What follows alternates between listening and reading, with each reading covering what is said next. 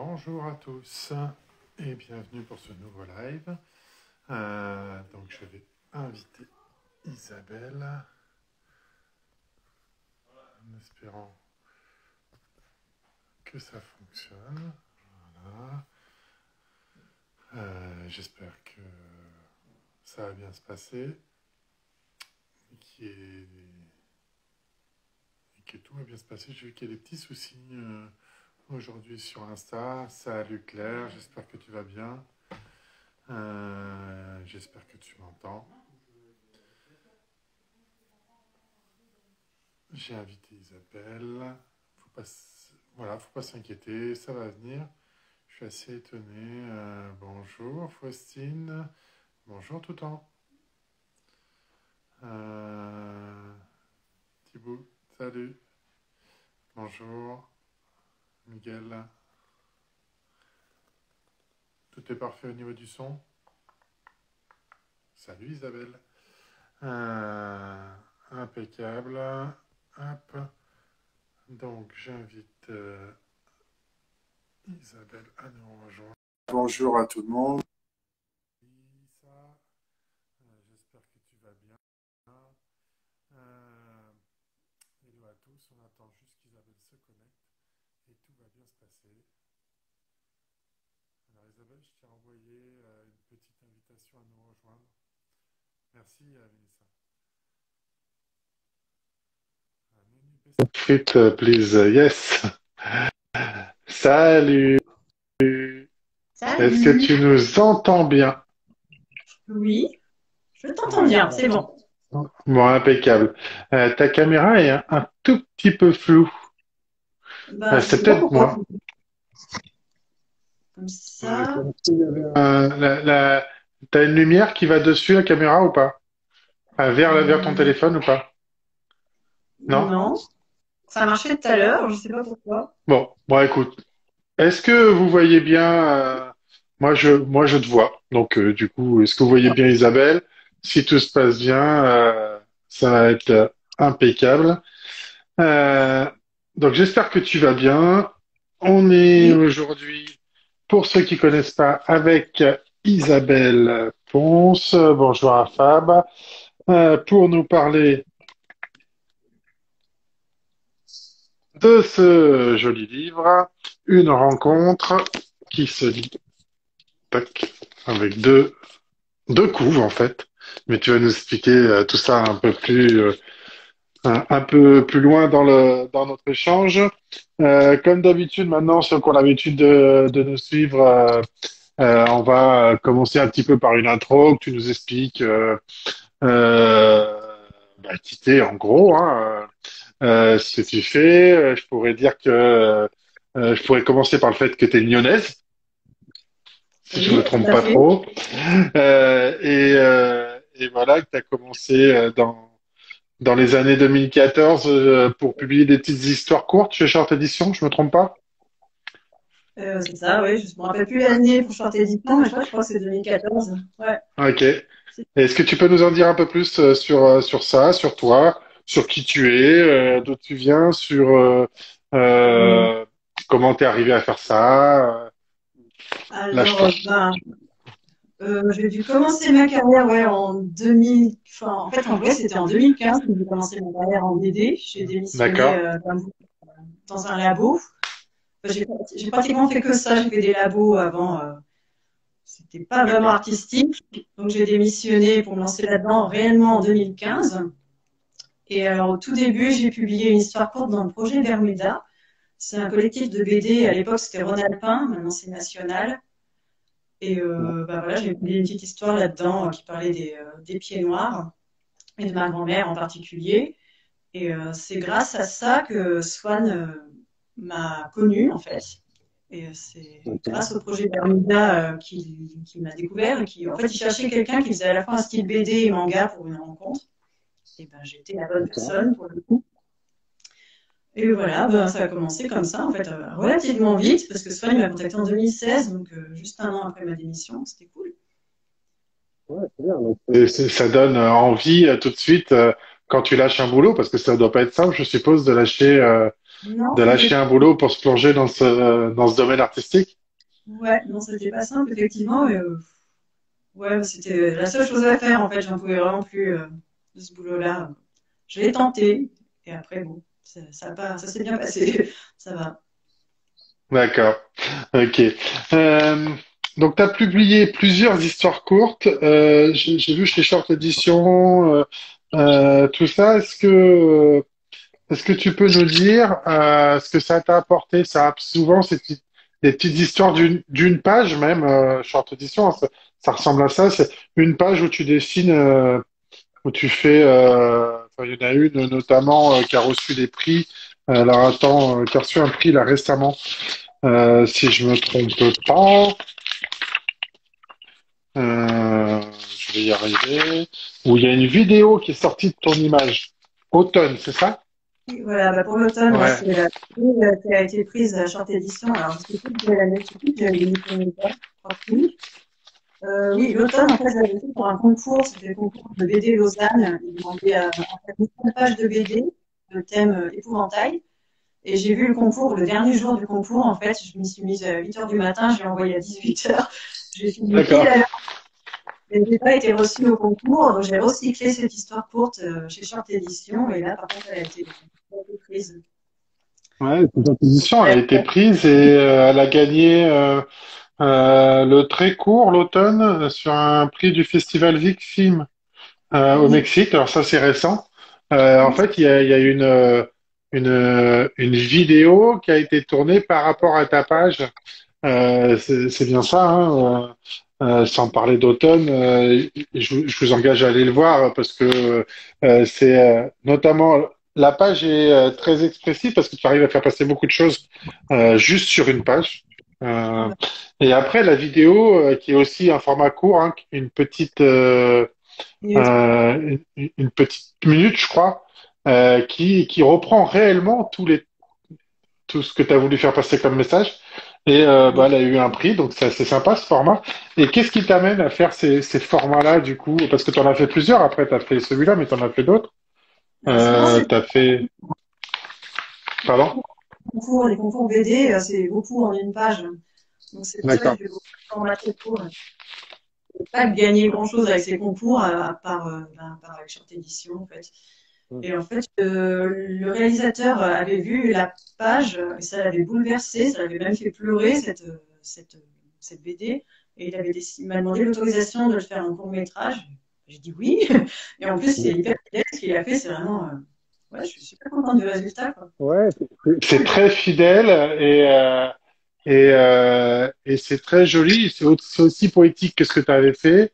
Et le mettre en image, du coup, ça apporte encore une autre vision à travers les gestes. Moi, je trouvais que c'était très joli. Et voilà, j'ai vraiment aimé ce petit truc-là. Euh, Merci. est-ce que, du coup, est-ce que t'as pas fait d'école particulière, si je me trompe pas? Pas du tout, non, j'ai absolument pas fait Pas du d'école. tout. Donc, J'ai t'es autodidacte. Ouais, ouais, plutôt autodidacte, mais quand même, quand j'habitais à Paris, j'ai pris plusieurs cours de dessin différents pour apprendre à dessiner. Déjà, l'anatomie et tout ça, avec des cours de nu.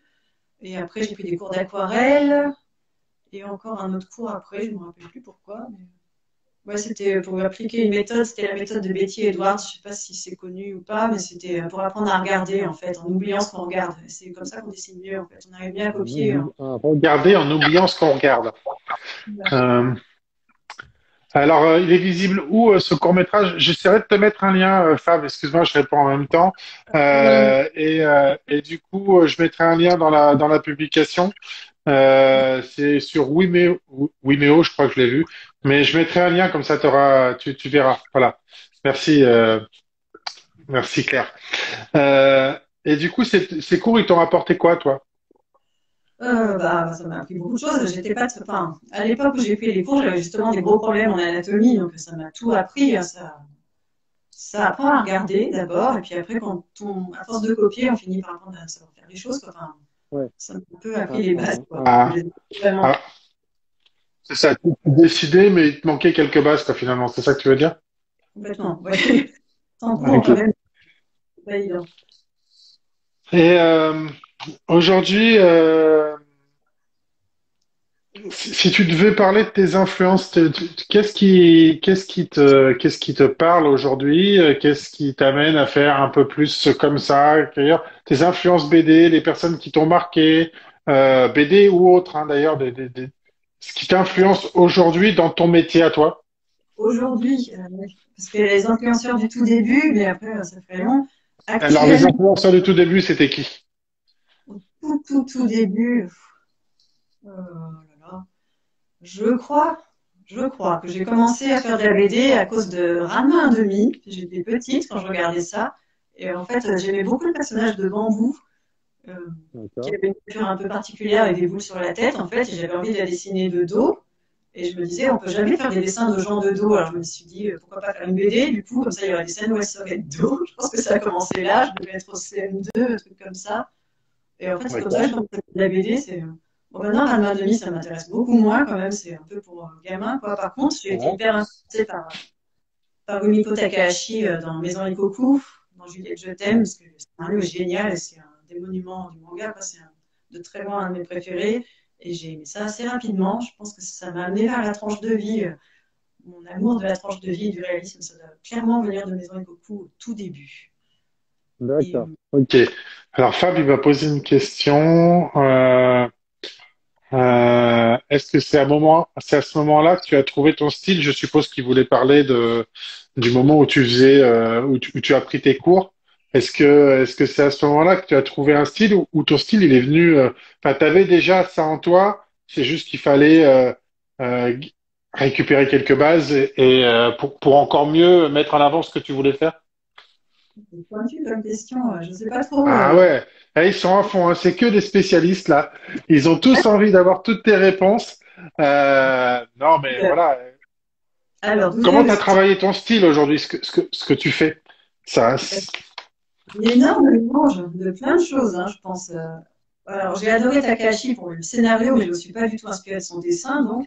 Alors qu'on a, je pense que au tout début aussi, j'aimais beaucoup le travail de Tsukasa Ojo. Et je crois que j'ai appris à dessiner en autodidacte avec City Hunter, parce que j'avais des mangas pas traduits à l'époque, et j'apprenais à dessiner avec ça. Et je pense que ça vient un peu de là, parce que ça ressemble vaguement à ça, ce que je fais. Et après, en parallèle, j'adorais aussi le travail de Akio Sugino et de Osamu Dezaki. En fait, on ne connaît pas leur nom, mais c'est eux qui ont fait pratiquement tous les dessins animés de notre enfance. Ils ont travaillé sur Lady d'accord. Oscar, Cobra, Rémi sans famille. Cobra, là, tu vas parler. Il y en a plein qui adorent Cobra, qui adorent, j'en connais là dans la liste, qui adorent Cobra, qui adorent Lady Oscar. C'était Donc, une production pour l'époque et le dessin de Sugi, il est reconnaissable parce qu'il faisait souvent des arrêts sur l'image avec des crayonnés. En fait, c'était toujours des images d'accord. super fortes. Son dessin est génial et en plus Bezaki, c'est un très bon metteur en scène, un super réalisateur. Il avait toujours des cadrages hyper audacieux, notamment dans les Oscars. Je me rappelle des cadrages, on voyait des gens crier, on voyait des gros plans sur juste leur bouche et pas sur leur tête. Il y avait plein de trucs Ouais. assez forts en fait. Et ce duo-là m'a beaucoup influencé. À un moment, j'essayais de dessiner un peu comme Sugino, mais un style un peu rigide. Et c'est pas du tout facile de dessiner comme lui en fait. Mais je pense que ça se voit encore un D'accord. peu dans les dessins. Les ombres que je mets dans les yeux, Ok. ça vient de Tsugi, je sais. Il fait beaucoup de petits traits dans les yeux et je continue à faire ça. Voilà, c'est beaucoup D'accord. de partout les influences. Oui, Trop, c'est ça. On est influencé par plusieurs choses et puis au final, on a sa propre identité. Enfin, c'est un peu ce qu'on retrouve. Alors, tu nous as parlé tout à l'heure de Swan qui est venu en 2016 te contacter pour le projet. Est-ce que tu peux nous expliquer comment s'est passé ton premier contact avec lui? Euh, Est-ce que ça t'a étonné? Est-ce que t'étais happy, génial, on me contacte tout de suite, ça fait un an que j'ai arrêté? Ou est-ce que t'étais plus non, pas réservé? du, Hein? pas du tout. C'est marrant. En fait, à l'époque, je sortais de deux collaborations avec des scénaristes qui s'étaient super mal passés. Ils étaient gentils, c'était pas le problème, mais on se comprenait pas du tout. Et je me disais D'accord. vraiment, je suis pas faite du tout pour travailler en duo. Je dois être débile, Oups. j'y arrivais pas. Et du coup, je me suis lancée dans une histoire toute seule où c'était moi la scénariste. J'ai commencé Fier de toi, c'est un truc qui est encore sur un manga draft et que je vais Oui. entièrement reprendre si je le reprends. Mais bon. Donc, je m'étais dit plus jamais deux collaborateurs. Et il y avait aussi des gens qui me proposaient des scénarios en parallèle, et c'était que des scénarios qui avaient rien à voir avec ce que j'aimais. J'avais beaucoup d'heroic fantasy dans les propositions, et c'est pas du tout mon truc. Et j'avais beaucoup de gens qui voulaient faire de l'érotisme aussi, avec mon style de dessin réaliste. Je comprends l'idée, mais c'était pas des bonnes histoires à part ça. Donc, bref, j'avais pas grand-chose qui m'intéressait. Quand Swan m'a contacté, il m'a envoyé son synopsis. Et pardon, il m'a envoyé son synopsis, donc, et moi j'étais partie directement pour lui dire non, parce que je me disais, ça va encore à quelqu'un qui est tombé à côté de la plaque, qui m'a proposé de High Fantasy et tout ça. Mais je l'ai quand même lu parce que je suis polie. Et en fait, ça m'a plu parce que déjà, d'entrée, la double lecture, ça m'avait intriguée. Il s'adressait à moi parce que j'avais un style manga et BD française. Et déjà, ça aussi, c'était ciblé. Ça me parlait aussi. Je me suis dit, c'est pas quelqu'un qui me contacte au hasard. Et aussi, dans les influences qu'il avait notées, je sais que dans les influences qu'il voulait faire pour cette BD, il avait cité pratiquement que des œuvres que j'aimais beaucoup. Je me souviens qu'il y avait Lost in Translation, Nuit blanche à Seattle, il y avait L'immeuble d'en face de Vanida, j'adorais cette BD. Et il y avait aussi Marie and Max, c'est un peu moins connu, c'est un truc en pâte à modeler, ça parle de correspondance entre une petite fille qui est le souffre-douleur de sa classe et un autiste. C'est D'accord. super triste. Oh la vache, ce film, il est dur. Mais bref, il n'y avait que des influences qui me plaisaient, alors j'ai accepté de le rencontrer. Voilà. Ça a D'accord. commencé comme ça. Et du coup, c'est lui qui a eu la double entrée, l'idée de la double entrée, de la lecture euh, enfin, dans les deux sens, hein, parce que c'est en fait, on en parlera tout à l'heure, mais c'est lui qui a eu l'idée de cette double entrée-là. Oui, c'est lui, complètement. C'est lui qui a eu l'idée de tout le scénario. Moi, j'étais que étoffée, en fait. Mais la trame centrale, c'est vraiment lui et le concept aussi. D'accord, ok. Et Mélissa nous dit que Vanida, elle adore, enfin, des petits cœurs. Je crois que c'est aussi elle qui a signé la préface, si je me trompe pas. Oui, oui, elle nous a Ouais, beaucoup c'est aidés. que elle vous a beaucoup aidé ou c'est que déjà vous étiez, enfin, tu la connaissais avant, vous bossiez déjà ensemble avant? Alors, c'est compliqué. Vanilla, je la connaissais avant par ses œuvres, parce que j'étais tombée, je l'ai connue assez tard quand même. Hein, enfin, j'ai connu ses œuvres assez tard. Je me rappelle, je suis tombée dessus par hasard dans une bibliothèque parisienne et c'était l'immeuble en face. Et à partir de là, à l'époque, je n'avais pas encore démissionné. Et ça me donnait du courage. Je me disais, voilà, il y a quelqu'un qui fait à peu près ce que je veux faire, donc j'ai peut-être une chance d'être édité un jour. Mais bon, voilà, donc j'aimais juste bien ce qu'elle faisait. Après que Swan m'ait contacté, pratiquement tout de suite après, il y a un éditeur qui m'a appelé. Ça n'avait rien à voir, mais en fait, il voulait m'éditer à cause de Fier de toi, qui était sur Manga Draft. C'était la BD que je faisais toute seule en même temps.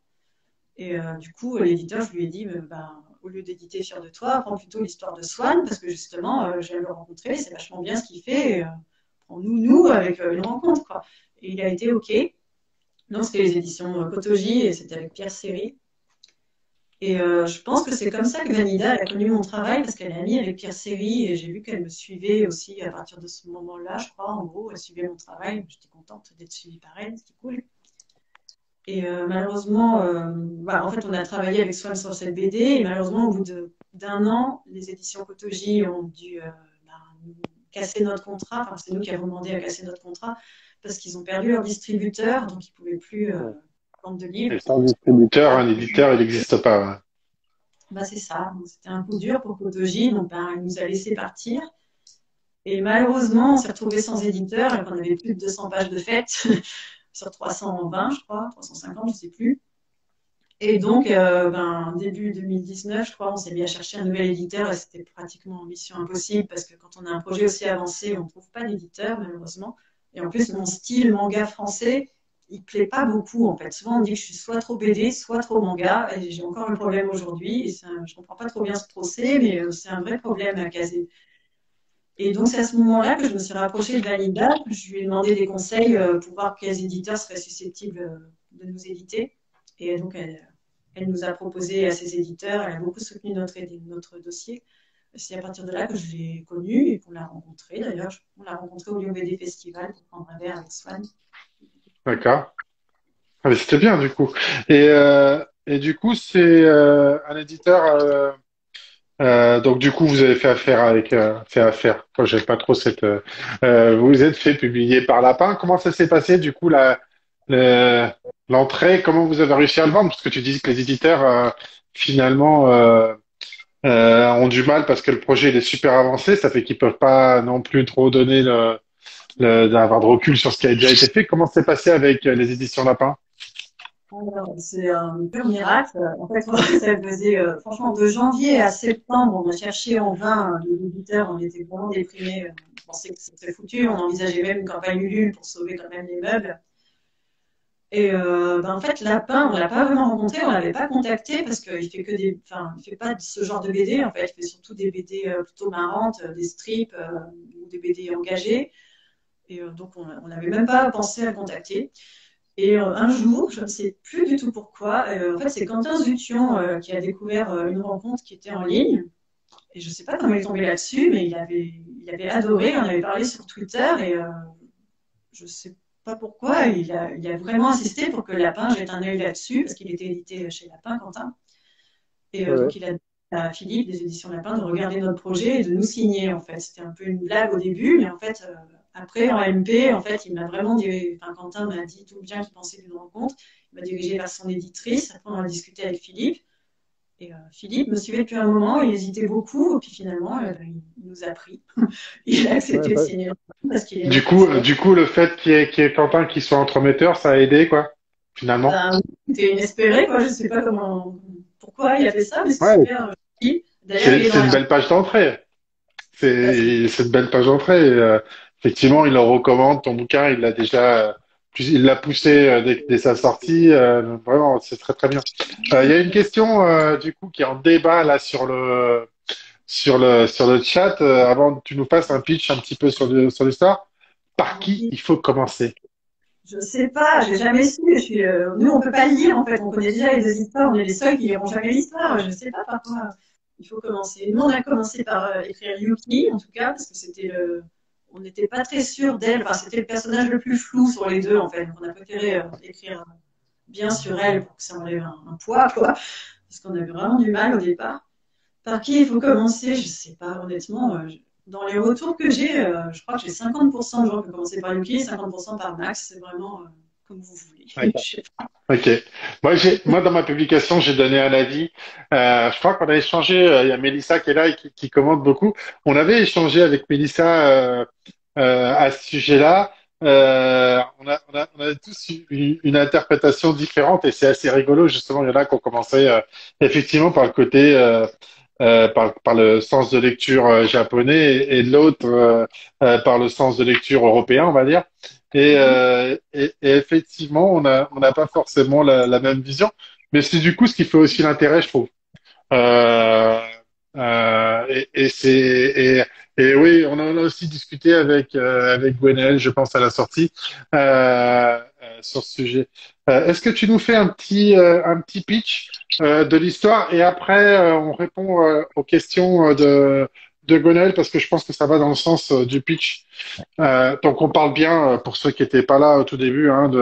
Donc on a la chance de recevoir Isabelle ce soir, qui est dessinatrice d'une rencontre, qui est éditée aux éditions Lapin.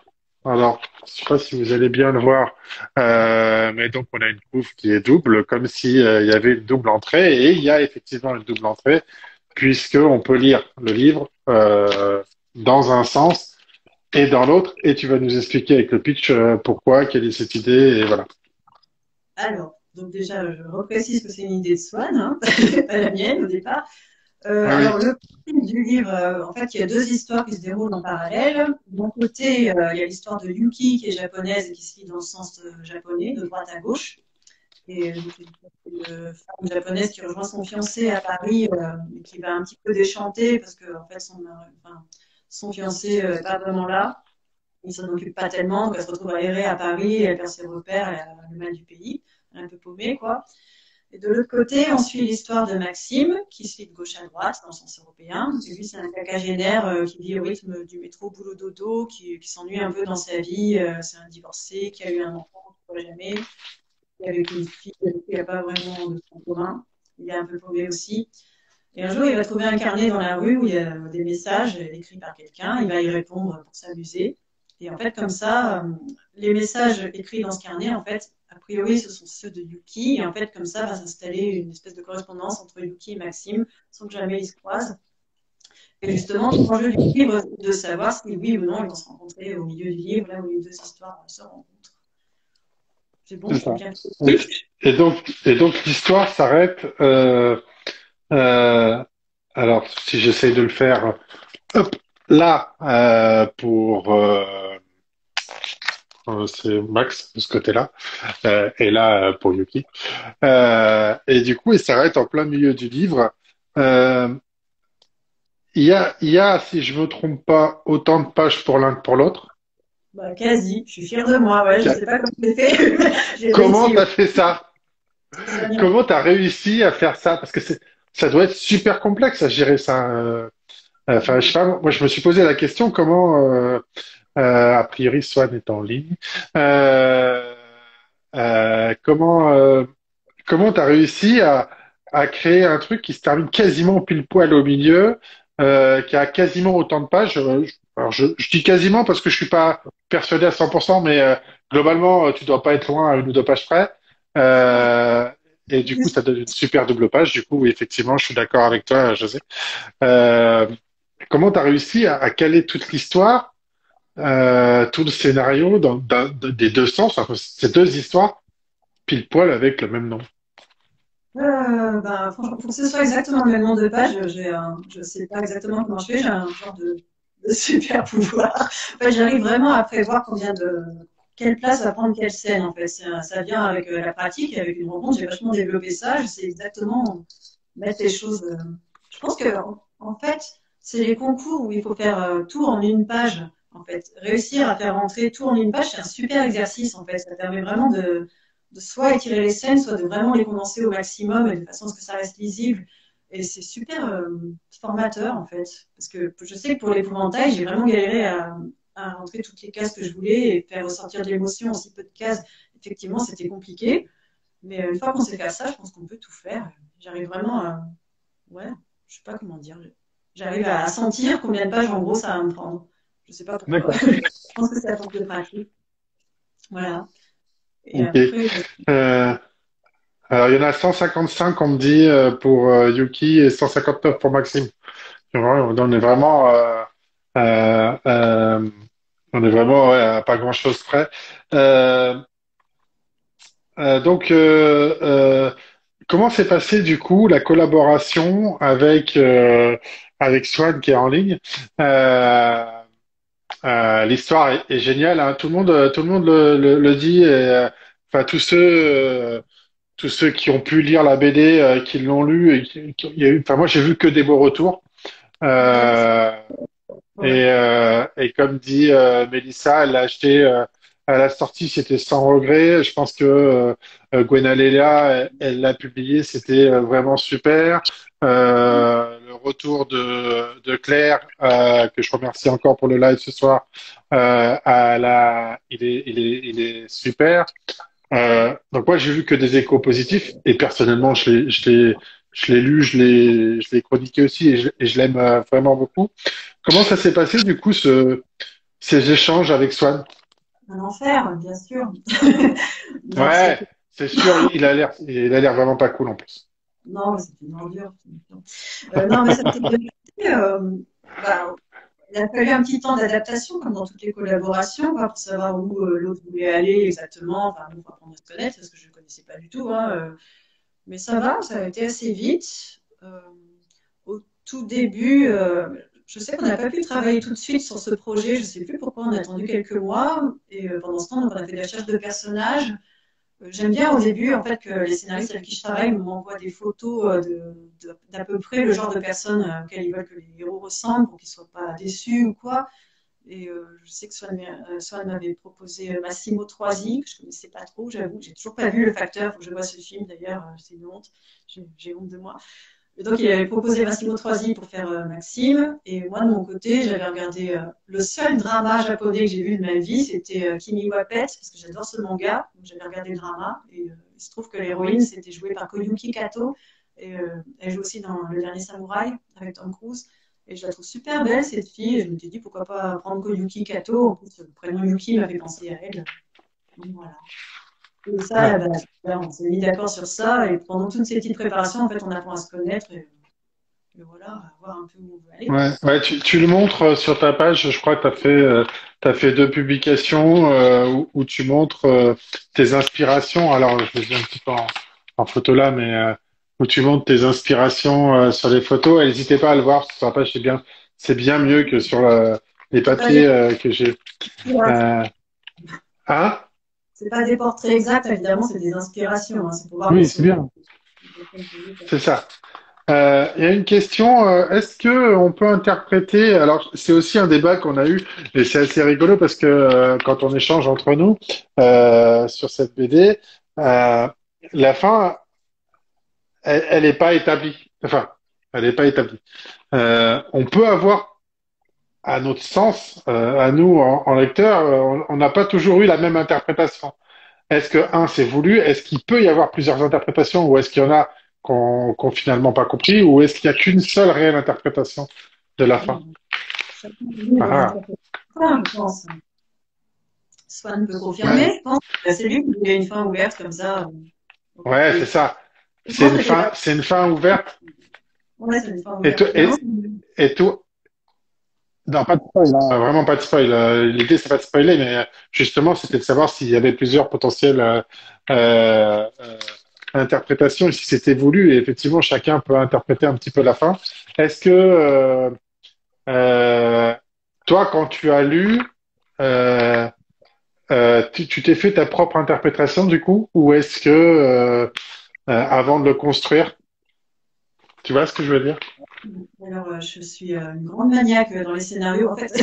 Donc, en fait, avec Swan, on a vraiment travaillé à deux. On a vraiment coécrit, en fait, à 50% D'accord. chacun, l'histoire. En fait, on a travaillé avec la méthode du ping-pong. Je ne sais plus du tout qui a imposé ça. Il y a des chances que ce soit moi, j'avoue. En fait, j'aime beaucoup quand je travaille avec quelqu'un qui est 50% du quelqu'un et 50% de moi. Pas plus, pas moins. Je veux vraiment qu'on soit à égalité. Le seul moyen de faire ça, D'accord. c'est d'écrire en ping-pong. En fait, Swan a écrit la trame centrale parce que c'est lui qui a inventé l'histoire. Après, il m'a envoyé cette trame centrale, je l'ai étoffée, puis il l'a corrigée, il l'a étoffée, puis j'ai corrigé. En fait, on faisait des ping-pong comme ça. Donc, on a écrit Ah, un nombre de scénarios incalculable, facilement une centaine, hein, je pense. Et à chaque fois, c'était de plus en plus étoffé. Et à chaque fois qu'il avait une idée, j'étoffais son idée. Quand je trouvais une idée, il étoffait mon idée. Et au final, je crois qu'on sait même plus qui a écrit quoi, en fait, au final. Il y a plein de scènes, je sais plus du tout si ça vient de moi ou pas, parce que peut-être que l'idée est partie de moi, mais c'est lui qui l'a développée, et vice-versa. Et en fait, c'est génial, parce qu'au final, on a vraiment un produit qui nous correspond à tous les ouais. deux, quoi. Et c'est vraiment du coup super sympa de travailler comme ça parce que on se sent réellement intégré. C'est pas une commande, il y a réellement un échange et vous y mettez tous les deux quelque chose pour offrir quelque chose au lecteur différent. Et effectivement, c'est des échanges. Mélissa le dit sur le chat et aussi Gwenaël. Effectivement, c'est tout de suite des choses qui, pour nous, en tant que lecteurs, quand on en discute entre nous, on s'est toujours posé cette question. Ah oui, mais alors moi je le vois comme ça. Ah oui, mais moi je le vois pas totalement comme ça. Et on essaye de discuter. Et du coup, c'est vraiment intéressant. Swan a confirmé qu'effectivement, l'idée c'était que chacun ouvrait la porte et il voyait ce qu'il voulait derrière, entre guillemets, ouvrir la porte, mais voyait ce qu'il voulait, ce qu'il voyait après. Euh, une fin ouverte, deux possibilités de lecture. Ouais, quelle ingéniosité. Pardon.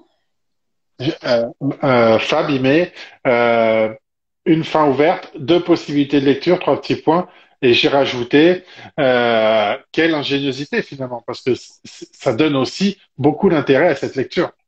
Tout à fait. Et en fait, pour répondre à ta question, donc il n'y avait pas d'effet de surprise pour moi parce qu'en fait, il faut vraiment tout. Enfin, j'étais vraiment intégrée à l'écriture, quoi. Je savais exactement où on allait. Il n'y a pas vraiment, il y avait pas de Oui, d'accord, surprise. oui, puisque c'était pas du coup, ouais, puisque vous avez coécrit la fin et enfin l'histoire, donc je comprends bien. Effectivement, tu es en plein dedans, donc t'as pas d'effet de lecture. Euh, Du coup, j'essaie de voir tout ce qu'on a noté.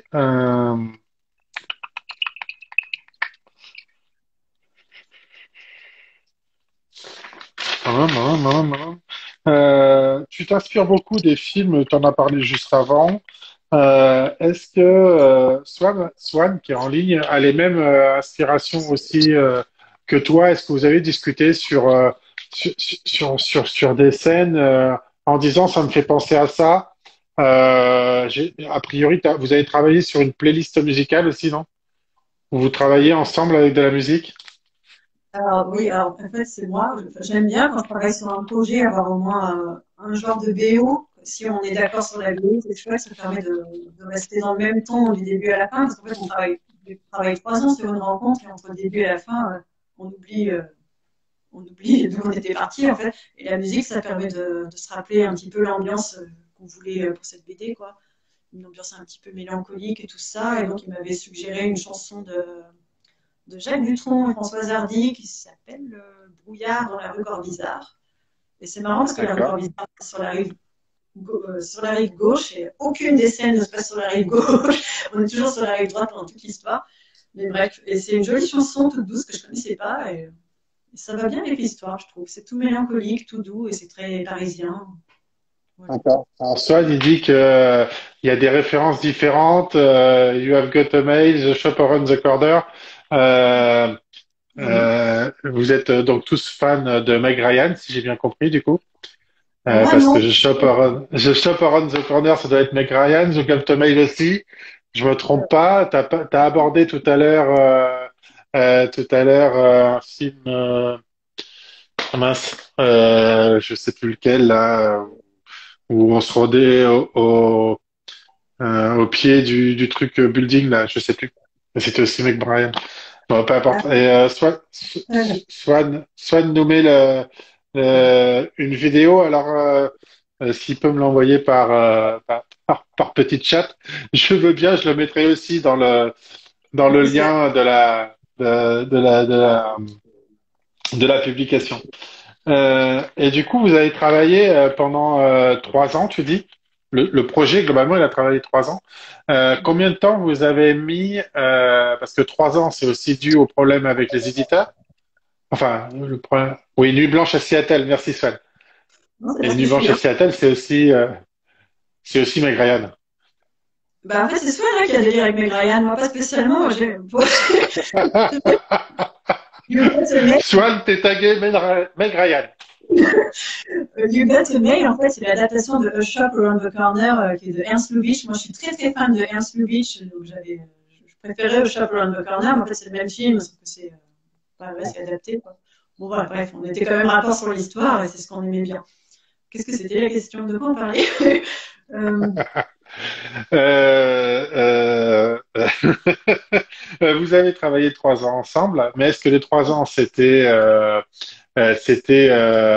3 ans de travail sur l'ensemble du scénario ou est-ce que les 3 ans, ça comprend l'année où vous avez eu des difficultés pour trouver l'éditeur? Si on part que de la partie scénario, monter le truc du début jusqu'à la fin, en gros, ça vous a mis combien de temps? Alors, faut que Swan me confirme, mais le scénario, on a mis énormément de temps à l'écrire. Je crois que jusqu'au bout, on rectifie encore des trucs. Le scénario, franchement, on a dû passer. Je pense qu'on a dû commencer en novembre 2016, un truc comme ça, et on a dû le boucler en juin, hein. Franchement, on n'a pas arrêté de revenir dessus. Mais pendant ce temps, j'ai quand même avancé. On a quand même fait les planches du début qui étaient déjà calées, quoi. Mais je crois que jusqu'au bout, on a changé des trucs.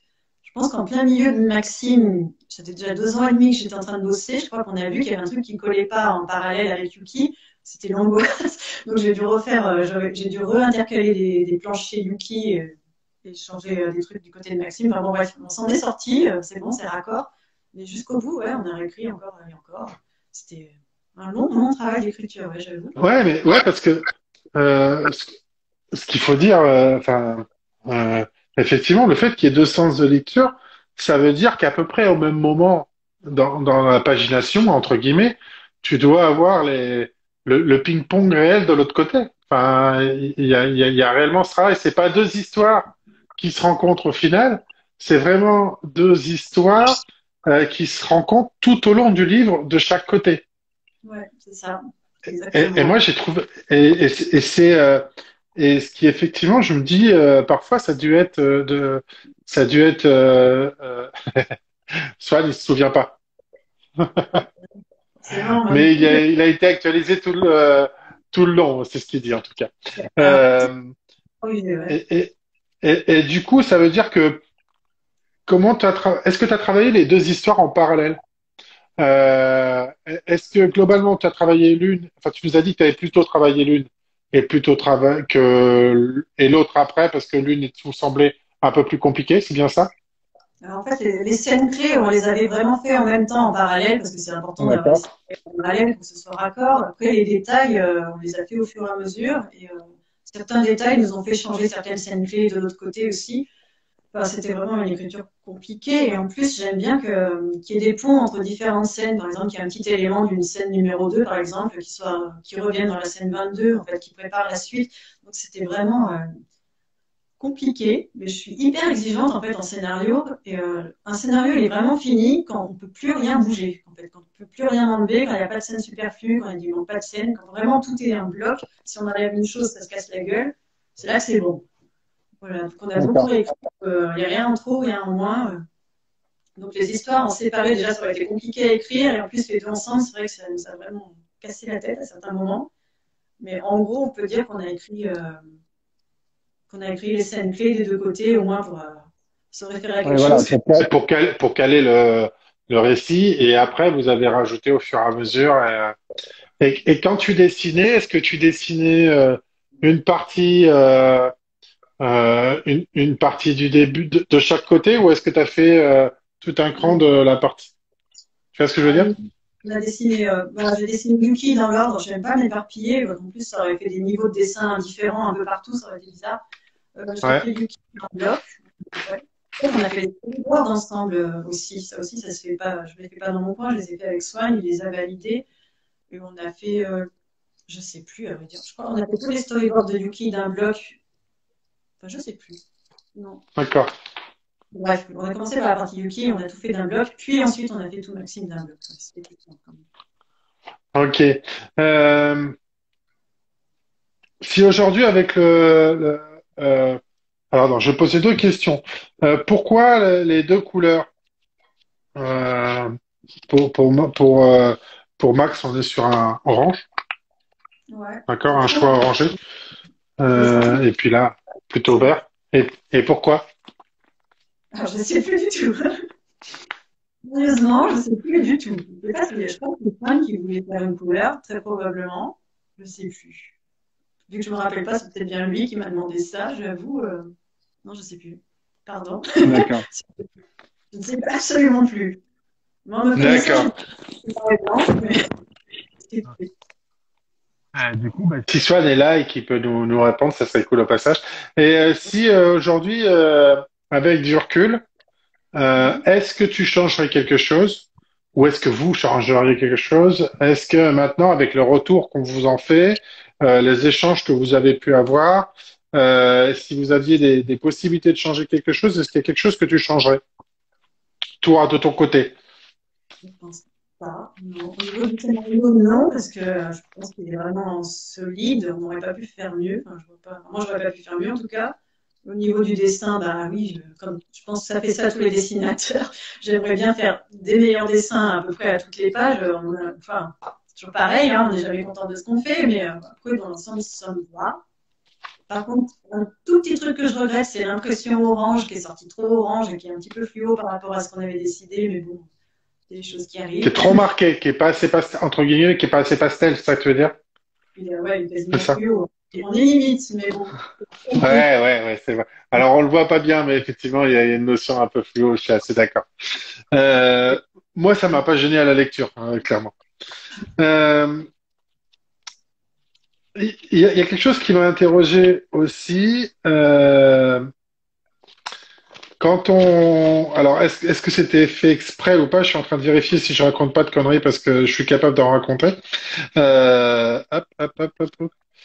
Quand on arrive au milieu, pour la partie européenne, le nombre de pages commence à 1 en partant du milieu. Et que pour la partie japonaise, elle commence aussi à 1 en partant du milieu. Pourquoi ce choix d'une pagination dans ce sens-là? J'étais pas sûre de. Enfin, on n'est pas sûr. On n'est pas sûr que ce soit une bonne idée, en fait. On voulait que les gens comprennent bien qu'une fois arrivé au milieu, il fallait pas enchaîner dans le même sens Mais après, je sais pas si ça D'accord. va pas plus perturber qu'autre chose, à vrai dire. Je me dis que les bons Après, en fait, c'est qu'une question que je me suis posée, ça m'a pas gêné du tout dans la lecture. Donc, j'ai compris qu'une fois qu'on arrivait à la fin, il fallait partir dans l'autre sens. En plus, c'était bien marqué, continuer la lecture depuis l'autre côté.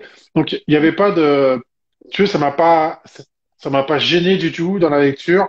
C'est juste qu'effectivement, je me suis dit, bah, pourquoi, c'est dans ce sens-là, la lecture? c'est pour ça Je, que qu'il fallait tourner le livre. Après, je sais pas si c'est une bonne idée ou pas, on sait pas. Je sais pas. Faudrait d'accord, faire ok. voir si on recommence, s'il y a une réimpression, peut-être qu'on fera pas ça, je sais pas. Mais non, non, enfin, honnêtement, c'est pas gênant. Enfin, je le redis, hein, c'est pas gênant la lecture. C'est juste que je me suis posé la question et que je voulais avoir ce- cette réponse-là dans ce sens-là. En quoi la maison d'édition intervient dans le processus de création? Est-ce que Édition Lapin, tu l'as dit, vous aviez 200 pages, quasiment de fait, hein, donc sur quasiment 320, si tu me dis, donc quasiment les trois quarts du bouquin qui ont été faits. Comment ils sont intervenus, les éditions Lapin, là-dessus, dans l'accompagnement Et je sais ou pas quelles ont été leurs exigences? je sais pas s'il est là, Philippe, il m'avait dit qu'il passerait, il est pas là, je vois pas. En fait, pour les éditions Lapin, il a rien dit, il a rien fait, non, il nous a laissé finir, en fait, parce qu'il avait déjà vu les 250 premières pages, donc il nous a fait confiance sur la fin. On lui a évidemment raconté le synopsis en entier pour qu'il le valide, ouais, mais c'est Bien tout, sûr. en fait. Après, ils nous ont montré les maquettes, forcément, c'est le rôle aussi de l'éditeur de se charger de tout ce qui est maquette, impression et tout ça. Mais sinon, ouais, sur l'histoire, ils sont pas intervenus. On était très D'accord. libres, c'était bien. Mais bon, à ce stade de l'histoire, de toute façon, on ne pouvait plus faire grand-chose, donc je ne sais pas comment ils Ouais, travaillent. c'est un peu, oui, c'est pas comme si tu apportes un projet et qu'il te dit, bon, je veux bien t'éditer, mais il faudrait modifier ces choses-là. On n'est pas dans cette approche-là, parce que là, le projet était plus que pondu, quoi. Était plus qu'en cours. Ni bon ni contraire, il demande dans quel sens est-ce qu'il y a un premier. Oui, la question a été posée et chacun fait un petit peu comme il le sent. Il n'y a pas de lecture préférentielle. C'est ce que tu nous as dit tout à l'heure. Euh, euh, et là c'est peut-être plus en lien avec Swan, euh, et avec toi d'ailleurs, pourquoi cet attrait dans le sujet sur cette notion de correspondance épistolaire, d'où vient l'idée, euh, comment ça marche? À mon avis, c'est plus une question pour Swan, mais assez tard dans le projet, il m'avait dit qu'en fait, c'était une invention de sa. Ah non, pardon, je réponds à côté, là. Dans le double sens, ça expliquait le double sens, mais pas la correspondance. Donc, je ne sais pas pourquoi il tenait à la correspondance, par contre, je sais pas. Il faut lui demander à lui. Je ne sais pas. D'accord. Swan, si tu peux nous répondre dans les questions ou dans le chat, si tu peux répondre, ça serait très gentil. Euh, est-ce que vous avez d'autres questions? Il y a eu quand même pas mal de questions, parce que les trois quarts que je t'ai posées, c'est des questions qui étaient dans le chat. Euh, il écrivait à sa voisine sur une ardoise. Swan, c'est ça? Non, ça me dit quelque chose, ouais, peut-être bien. Il y avait une histoire comme ça, ouais. La correspondance, c'est peut-être l'anecdote de l'ardoise. Bah oui, c'est l'anecdote de l'ardoise, c'est ça? Donc tu écrivais à ta voisine sur une ardoise et vous échangez des mots comme ça, c'est ça, Swan?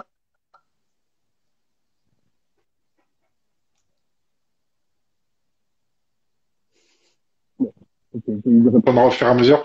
Euh, Est-ce que vous avez des retours, parce que c'est une année difficile, c'est une année difficile pour les éditeurs, c'est une année difficile pour les auteurs, c'est une année difficile pour les libraires. Je crois que c'est une année difficile finalement pour beaucoup de monde. Euh, il a été repoussé deux fois, si je ne me trompe pas. Il devait sortir mai, juin, c'est ce que tu me disais, hein. Et puis il est sorti en juillet finalement. Ouais. Euh, Comment, comment vous avez vécu ça et est-ce que vous n'avez pas eu peur, et toi, réellement, pour ta première grosse BD, on va dire, est-ce que tu n'as pas eu peur de tout ça et quel impact ça a sur vous aujourd'hui en fin d'année et sur vos relations avec les personnes, les lecteurs? les retours que vous avez des lecteurs, parce que vous n'avez pas pu faire beaucoup de séances de dédicaces non plus. Non, on n'a pu en faire qu'une seule à la librairie Expérience à Lyon en début septembre. Et après, il y avait d'autres dédicaces de prévues à Paris, à Caen, à Lyon. Finalement, tout est tombé à l'eau à cause de l'épidémie. Donc, on n'a pas fait de dédicace. Il n'y a pas eu de festival, on n'en a pas fait non plus. On n'a pas pu vraiment défendre le projet. Il est juste sorti en librairie. Heureusement, il y a des libraires qui nous ont bien relayés. Et notamment la librairie BD Rare à Caen. Merci beaucoup, Marvin, parce que vraiment, il nous défend à fond les ballons et on a vendu plein. Et c'est génial ce qu'il fait. Merci beaucoup à lui. Mais il y a d'autres libraires aussi qui nous défendent. Et il y a eu beaucoup de retours via les réseaux sociaux, via Instagram notamment, via toi aussi. Merci beaucoup, parce que sans ça, je pense qu'on n'aurait pas eu de promo du tout, parce qu'on n'a pas eu de presse, on n'a pas eu de promo, quoi. On est vraiment, on n'est pas les seuls, hein, évidemment. C'est pas une année géniale pour ça. Mais bon, on espère que le bouche à oreille fera son effet. Mais en tout cas, on n'a pas les chiffres, mais Philippe, il dit qu'il a réussi à en placer pas mal en librairie, donc c'est plutôt encourageant. C'est pas mal. Ouais. Alors, il y avait une question et Swan y a répondu, mais du coup, ça permet d'en reparler. Est-ce que vous avez des projets communs tous les deux? Parce que c'est une réussite, hein, je le redis encore, pour ceux qui l'ont pas lu. Là, je montre une coupe d'un côté, une coupe de l'autre. Il faut lire cette rencontre. C'est vraiment une très, très, très belle histoire. Autant sur l'histoire, sur la rencontre, sur les échanges épistolaires, sur le format, sur la lecture en double sens. Voilà, enfin, moi j'ai vraiment, c'est une lecture que je conseille, que j'ai déjà conseillé plusieurs fois. Je le redis encore, lisez-la, c'est vraiment et c'est un super cadeau que vous pouvez faire à Noël. Ça ravira les cœurs aussi. Donc n'hésitez pas. La question c'était est-ce que vous avez des projets potentiels communs ensemble ou est-ce que vous avez des idées de retravailler ensemble? Alors, il a dit pas de projet. Alors, il a répondu, Swan, hein, euh, pas de projet commun pour le moment, mais peut-être un jour, on avait évoqué une possible BD sur Bach. Ah oui, carrément. Oui, bah oui, oui, c'est vrai. On voulait faire une BD basée sur Jean-Sébastien Bach. Ouais, mais un truc un peu, pas vraiment un biopic, mais bon, c'est très flou encore. Ah oui, c'est pas du tout pour tout de suite. C'est un vague truc qu'on s'était dit pendant qu'on faisait le monde un jour. Oui, peut-être, ouais. J'aimerais bien, ouais, travailler avec Swan, mais là tout de suite, ça va pas être possible. Mais ouais, un jour, ça Ouais. serait cool. Parce qu'à côté de ça, ben, je pense que l'un comme l'autre, vous avez des projets. Je sais que tu as tout un tas de projets que tu peux pas parler parce que tout est pas signé ou parce que c'est encore pas très. Enfin bon, t'as plein de choses et t'as hâte de pouvoir en parler quand ça sera signé. Donc ça, on va les mettre de côté parce que du coup, on va éviter d'en parler. T'as teasé, par contre, sur ta page Insta. Euh, un projet sur un projet court, est-ce que tu peux nous en parler? Ouais, j'ai fait une BD courte là, qui va être en ligne le 20 décembre. J'ai rien fait du tout au niveau du scénario, j'ai juste mis en image. Au scénario, ce sera Sandrine Quérion. C'est une autrice D'accord. qui aurait dû sortir une BD cette année, mais ça a été franchement décalé. Elle, ça sortira en septembre 2021. Ça devait sortir. Ouais. Pour elle, pas plus d'un an avant. Ça doit sortir à la boîte à bulles. Je ne sais pas le titre, j'avoue, je ne suis pas sûre qu'ils seront encore fixés. Mais en tout cas, c'est une autrice de la boîte à bulles et avec qui je voulais travailler depuis un moment. Je la fréquente depuis le début. Je crois que j'ai débuté en même temps qu'elle sur les réseaux. Et on se suit depuis longtemps. Elle a un style assez réaliste, et plus dans le genre journalisme, reportage. Mais moi, je suis plus tranche de vie quotidien, quoi. Et ben, du coup, elle a écrit un petit scénario sur un épisode de sa vie. Et donc, je ne vais pas vous le raconter parce que ce sera en ligne dans 4 jours, vous le direz. Mais c'était bien Oui, ça. Et c'est pour le concours c'était- Minecraft. Donc, il y aura des votes publics. d'accord. Si vous voterez ou pas, comme vous voulez. Ok. C'est toi qui décides du nombre de cases et de planches comme ça ou sur cette notion de cours, ce que tu appelles cours, ça va être combien de planches? Si tu peux nous le dire, hein, Là, on a fait 10 pages. Mais c'était 10 au choix. pages. Là, entre 5 et 20 pages, comme vous voulez. On a fait 10. Ouais.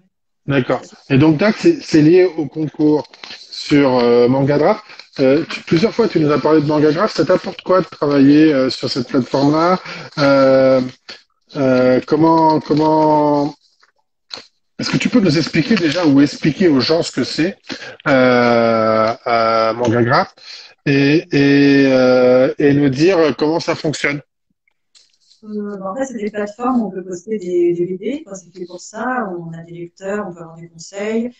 Et enfin, je parle souvent de Manga Draft parce que j'ai commencé sur Manga Draft, mais il y a aussi Amilova, Tapas, Flofo récemment. Je suis que sur ces quatre-là, mais il en existe de plus en plus. Hein. C'est juste un moyen de pouvoir poster ses planches et permettre aux gens d'aider à les lire les autres. C'est déjà tout prêt, c'est configuré, c'est bien.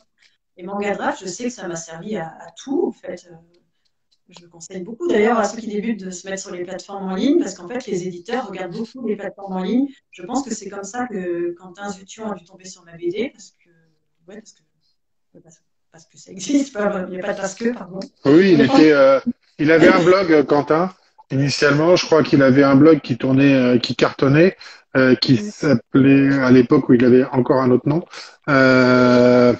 Il m'en a parlé, il nous en a parlé l'autre soir.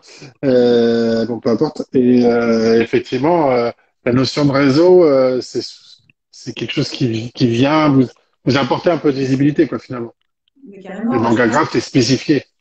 je pense que les éditions Lapin ont commencé à me suivre justement parce qu'ils ont lu ce que j'avais mis sur Manga Draft. Par exemple, Quentin Zution nous a dit ça. Pierre Séry de Kotoji m'a contacté parce qu'il avait vu mon travail sur Manga Draft aussi. Donc ça, ouais, ça compte, c'est clair. Et comme ça fait carrément à envoyer aux éditeurs si on veut montrer ce qu'on fait, on envoie bien un draft. Ouais, Et référencé, c'est pratique. d'accord. Euh, Pourquoi le choix de l'Inde pour Gun Grus? Gun Gross? Gun Grus? Ah, Bruno, ah, oui, ouais, c'est ceux qui ont lu le projet Bermuda, oui. Dans le projet Bermuda numéro 12, j'ai fait une BD courte qui s'appelle Gunru, et non, les clochettes sont appelées pour la danse katak. Euh, pourquoi l'Inde en fait, parmi les projets dont je ne peux pas parler, il y a un des projets qui se passe en Inde. J'ai étudié l'Inde pendant 2 ans pour ça. Et donc, j'ai découvert le katak. C'est une danse qui ressemble un peu au flamenco. C'est assez joli.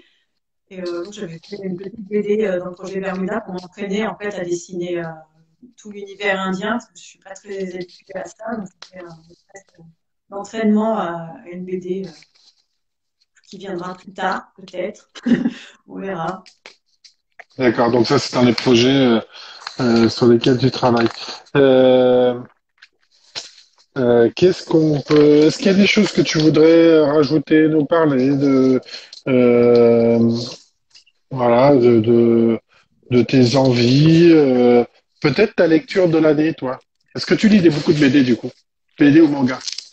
Justement, non, je lis pas beaucoup de BD, pas beaucoup de mangas, je suis une honte, je connais rien dans ce domaine, je suis beaucoup plus inspirée par les films et la littérature en fait. Et là, je rattrape un peu mon retard, j'essaie de rattraper ce que je connais pas en BD. Ma lecture de l'année, c'est dur à dire. J'ai bien aimé, dans les trucs récents, j'ai lu Malgré tout, de Jordi Lafèvre, pardon, chez Dargaud. Ouais, Après, j'ai trouvé ça super beau, mais c'est pas tout à fait mon genre. Ça ressemble un peu à une comédie musicale, c'est super léger, c'est vraiment bien fait, il a un talent fou, quoi. Mais c'est pas tout à fait mon genre. Je peux pas dire que ça m'ait d'accord. énormément marqué, mais c'est une super BD quand même, hein. C'est vraiment Ouais, c'est super une beau. BD qui fait du bien. On est d'accord, c'est beau, ça raconte une belle histoire. C'est une BD qui fait du bien, je suis d'accord. J'ai aimé récemment. Dans mes derniers coups de cœur absolus, on parlait des influences tout à l'heure, j'ai parlé des influences de quand j'étais petite, mais les influences les plus récentes, je dirais que c'est Jun Mayuzuki, qui a fait Après la pluie, c'est aux éditions Kana. C'est un des plus beaux mangas que j'ai jamais lu. C'est magnifiquement bien mis en scène. Sa narration est parfaite, son découpage est magnifique. Son scénario est hyper humain et très très bien vu. Et, du coup, j'ai un petit peu copié sa narration depuis. Ça se voit un peu à la fin de Maxime. Vers le milieu de Maxime, que j'ai découvert après la pluie. Et, on voit un peu l'influence déjà dans le découpage à partir de là. J'ai un petit peu changé. Ça va pas s'arranger. Je vais beaucoup m'en servir à l'avenir aussi. Donc, si vous ne connaissez pas D'accord. après la pluie, il faut le lire. C'est vraiment très joli. D'accord. Euh, T'as aussi sur ta page, t'as fait une sorte de boutique en ligne. On peut Ah oui, t'acheter des petits mugs, non? Des petits cadeaux pour Noël. Ah oui, alors il y a deux boutiques. Il y a la boutique Société X. J'ai fait une boutique là-dessus. On peut acheter des mugs et plein de cups et tout ça. Mais pour Noël, à mon avis, ça va être compliqué. Les C'est un peu délais short, hein? sont hyper longs pour un Société X. Et D'accord. j'ai ouvert une autre boutique temporaire jusqu'en mars prochain de Etsy, sur Etsy, où je vends des illustrations que j'ai fait pendant l'Inktober dernier. Et bah voilà, là, il y a encore temps. Si je les poste demain, vous les aurez peut-être pour Noël, mais pour Voilà. garder vie. Voilà. Ok. Il y a, il y a un auteur en ligne, hein, je sais pas si tu le connais, qui s'appelle Getz, Gaëtan Petit. Je sais pas si ça te parle. Il a fait RIP cette année. Et du coup, Gaëtan, la question c'est est-ce que tu as lu RIP de Gaëtan? Il va pas être content si tu lui dis non. Alors tu lui dis oui. Et alors, Non. non, j'ai vraiment pas eu de choses. Je suis pas très des Je te classiques. Conseille, si t'aimes l'univers un peu sombre, mais avec de l'humour, je te conseille RIP. Et c'est pas parce qu'il est en ligne, mais c'est parce que c'est vraiment aussi une belle lecture et que j'apprécie aussi l'homme humainement. Et on sait jamais, peut-être que vous travaillerez ensemble un jour. Euh, Je sais pas. euh, Est-ce que vous avez d'autres questions en ligne? C'est pas moi qui demande. Oui, oui, je sais bien, Agathe. C'est pas toi qui demande, c'est Fab qu'on a parlé. Et c'était un clin d'œil, je suis d'accord. Euh, Est-ce que vous avez des questions en ligne, des dernières questions à poser, Isabelle? Euh, à combien d'exemplaires une rencontre a été publiée? Ben, je sais pas. On n'a pas les chiffres. On a juste les chiffres de placement. On sait combien de livres ont été placés en librairie, mais on ne sait pas s'ils sont vendus, en fait. Donc, je peux Ouais, pas alors répondre. ça, c'est vendu, mais à combien vous l'avez sorti? L'édition initiale. Est-ce que c'est Philippe, hein, des éditions Bon Lapin, c'est ça? Est-ce qu'il Là, est en ligne? c'est bien. J'oublie toujours. On m'a dit le chiffre. Je suis désolée. Je ne retiens pas les chiffres. C'est une horreur.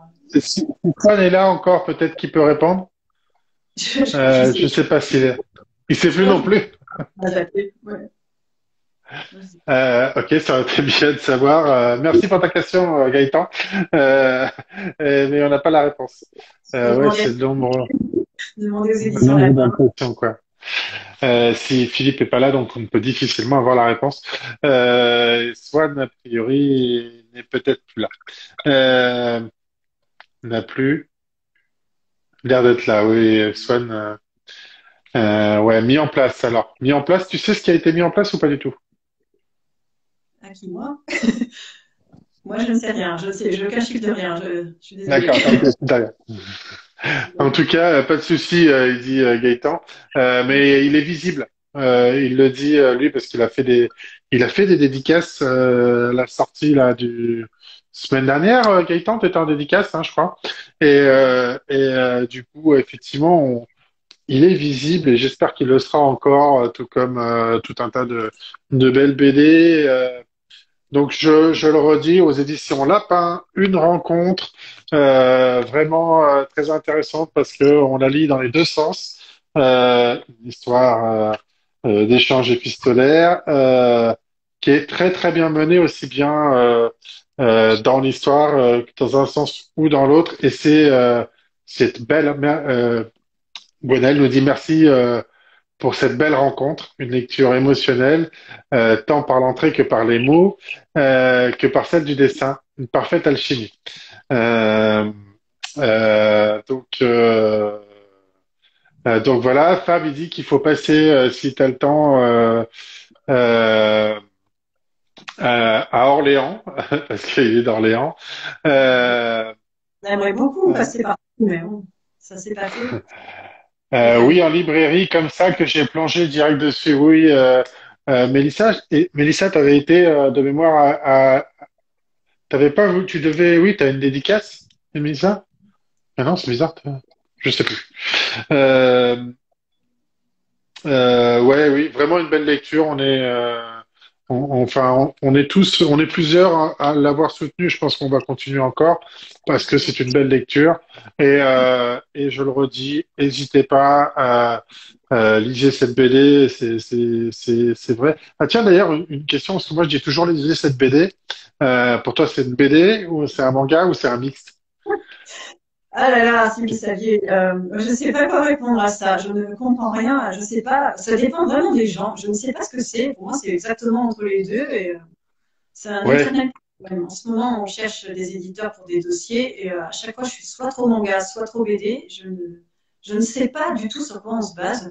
Pour moi, je suis exactement entre les deux. Et je suis pas la seule à faire des trucs un peu hybrides comme ça. Et je ne sais pas pourquoi ça pose problème.